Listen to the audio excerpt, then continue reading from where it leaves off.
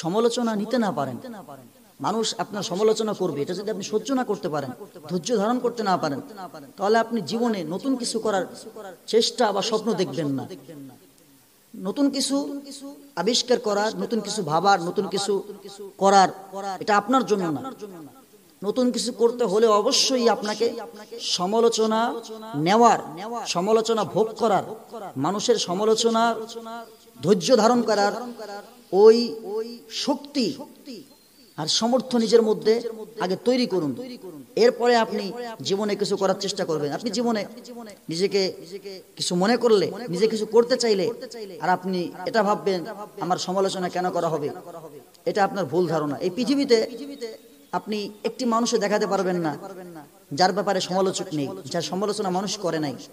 এই পৃথিবীতে যে যত স্টাবলিশ, যে যত বেশি প্রসিদ্ধি লাভ করবে, যে যত স্টেপে উপর লেভেলে উঠবে, তার সমালোচক তত বেশি হবে। যেদিন আপনি দেখবেন যে আপনার সমালোচক পৃথিবীতে হয়েছে, বা মানুষ আপনাকে নিয়ে সমালোচনা আলোচনা করে, তার মানে বুঝলেন আপনি মানুষের কাছে অনেক কিছু, নিজের কাছে নিজে কিছু না হলেও আপনি অনেক কিছু। এজন্যই আপনার সমালোচনা করা হচ্ছে, আপনার বিরুদ্ধে লোক আছে, আপনাকে নিচে নামানোর জন্য চেষ্টা চলছে। তাই যদি না হতো, পৃথিবীর সর্বকালের, সর্বযুগের সর্বশ্রেষ্ঠ শুধু মানব নয়, মহামানব নবী মুহাম্মদুর রাসূলুল্লাহ সাল্লাল্লাহু আলাইহি ওয়াসাল্লাম 63 বছর হায়াত পেয়েছিলেন। পৃথিবীর একটা নজির, একটা ইতিহাস একটা মানুষ বলতে পারবে না এবং দেখাতেও পারবে না 63 বছর হায়াতের মধ্যে একটি মিথ্যা কথা বলেছে।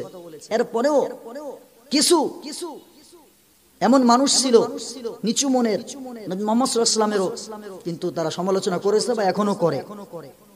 সুতরাং মহান ব্যক্তির যদি সমালোচনা করতে পারে, যাকে বিশ্ব চিনে, যে বিশ্বর নেতা, যে সব থেকে শ্রেষ্ঠ উত্তম মানুষ, যার কাছে ওহী আসছে, যিনি দামি মানুষ, তাকে নিয়ে সমালোচনা করছে, আমি আপনি সমালোচনা নিতে না পারলে তাহলে জীবনে কি করতে পারবো বলেন? জীবনটা এভাবে নষ্ট হয়ে যাবে, দুঃখ পাবো, কষ্ট পাবো, মানুষের কথা নিতে পারবো না, গায়ের চামড়া মোটা না করতে পারলে আপনি এই সমাজে, এই পৃথিবীতে বিচরণ করতে পারবেন না।